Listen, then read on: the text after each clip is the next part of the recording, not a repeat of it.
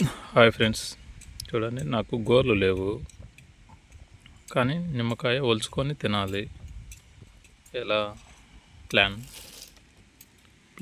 Is ready.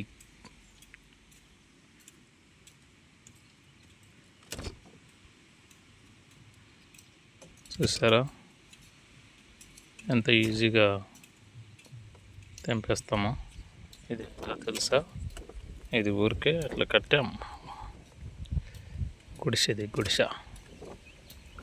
గుడిసెకి కట్టినటువంటి ఈ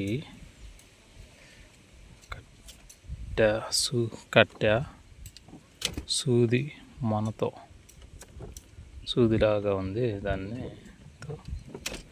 మొత్తం ఈ నిమ్మకాయని అడవిలో ఉప్పేసుకొని తింటే